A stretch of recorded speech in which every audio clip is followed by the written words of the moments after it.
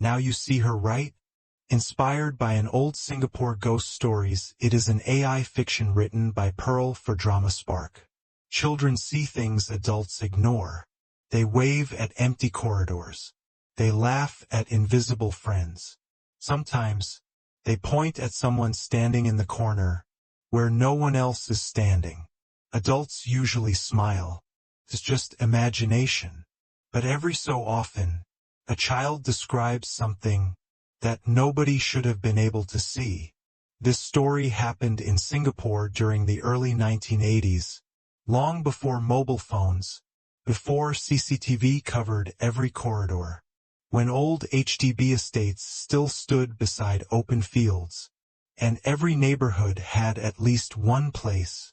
Children were warned not to play after sunset. 10-year-old Emily Tan was the brightest student in primary 4. She loved reading. She loved drawing. And every afternoon, without fail, her older brother Marcus came to fetch her from school. Marcus was 19. He had recently completed national service and was waiting to begin work. Until then, he spent his afternoons looking after his 8-year-old brother, Jason. The 3 siblings lived in an old HDB block in Colum Air. Back then, the estate was quieter than it is today. Children played marbles downstairs. Neighbors left their doors open. Everyone knew everyone else. Felt safe. Almost like one large family. One Tuesday, Marcus and Jason were playing marbles beneath their block. The afternoon sun reflected off the concrete courtyard. School wouldn't finish for another 20 minutes. Jason suddenly stopped playing. He looked toward the staircase. There goes Jia. Marcus looked up. Sure enough, Emily was climbing the stairs. She wore her school bag. Her long black hair rested over one shoulder. She didn't seem to notice them. Marcus frowned. That can't be right. School hadn't ended. He called out, "Emily." She paused, slowly turned, smiled, then continued climbing. Curious, the brothers followed. Emily reached the first-floor landing. She stopped beside the corridor window, calmly removed a wooden hairbrush from her school bag, and began brushing her hair. Long, slow, gentle strokes. Jason laughed. She's acting strange. Marcus felt uneasy. Emily never carried a hairbrush to school. Never. Something wasn't right. Marcus walked faster. Emily. She looked at him, smiled again, then, without making a sound, walked around the corner. Marcus ran after her. Seconds later, he reached the corridor. Empty. No footsteps. No doors opening. No elevator movement. Nothing. Emily had vanished. Confused, Marcus hurried to the school. Emily's teacher looked surprised. What do you mean she left? She's been here all afternoon. Moments later. Emily walked out with her classmates, still wearing her school uniform, still carrying unfinished homework. Marcus stared. You were just at home. Emily laughed. I've been in class. Jason quietly whispered. I told you. She smiled. That evening, their elderly neighbor knocked on the door. She had overheard the story. Her face turned pale. She quietly asked, was she brushing her hair? Marcus nodded. The old woman sighed.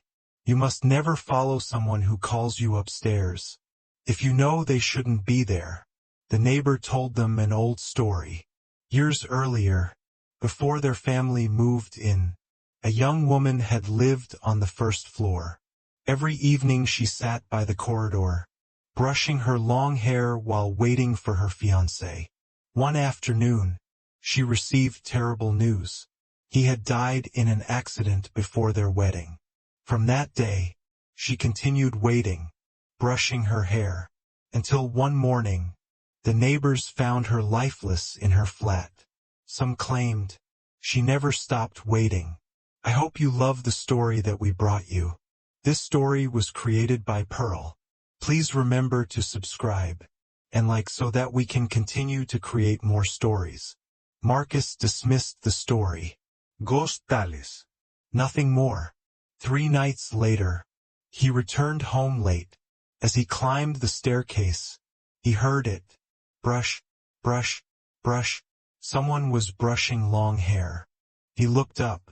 A young woman sat on the first-floor landing, back facing him. Long black hair flowing almost to the ground. Brush, brush, brush. Marcus froze. Then she quietly spoke. Have you seen him? Marcus swallowed hard. No. The brushing stopped. She slowly turned. Her face looked exactly like Emily's. Only older, paler, eyes completely black. You lied. Every light in the stairwell went out. Marcus ran.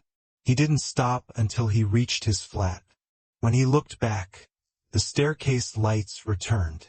Nothing. No woman. No sound. Only silence. Over the following weeks, strange events begin to surround the Tan family. Emily repeatedly dreams of a woman brushing her hair and asking, "Is he coming today?" Jason starts talking to someone in the corridor when no one is there.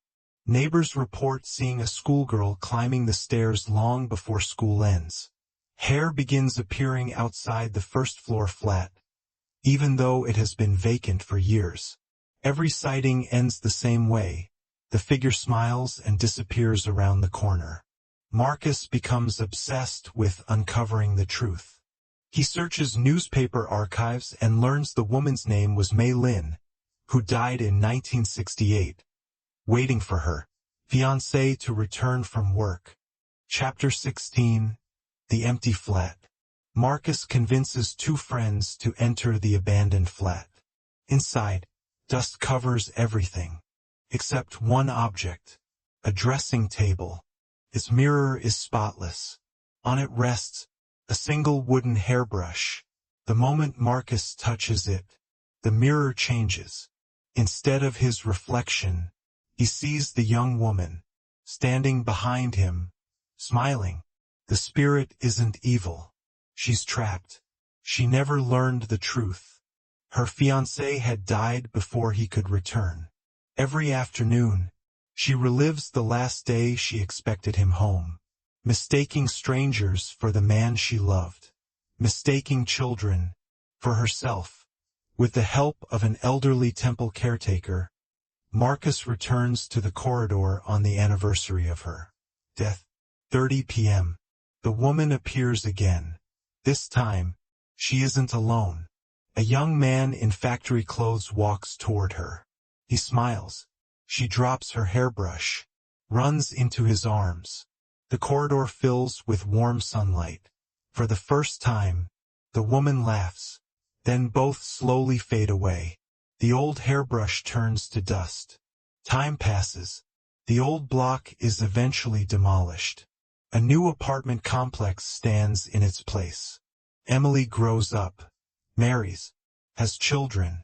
Marcus rarely speaks about that afternoon, until one day, his daughter returns home from school. "Daddy, why was Mummy waiting downstairs before school finished?" Marcus's heart stops. "What do you mean? I saw her climbing the stairs. She smiled at me, and she was brushing her hair." Some spirits don't haunt places. They haunt moments. One afternoon, one staircase, one promise that was never fulfilled. Perhaps that is why, even after buildings disappear, some memories refuse to leave.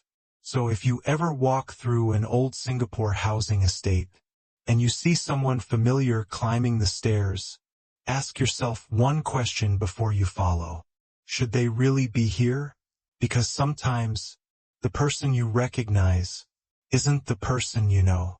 And if they stop, turn around, smile, and quietly begin brushing their hair, don't follow them, no matter how much they look like someone you love. Some staircases don't lead home. They lead somewhere else. The end. I hope you enjoyed this story. It was created by Pearl with Drama Spark. If this story touched your heart, please like, subscribe, and share it with someone who believes in love. Here we're honored to bring you stories of hope, love, and the resilience of the human spirit.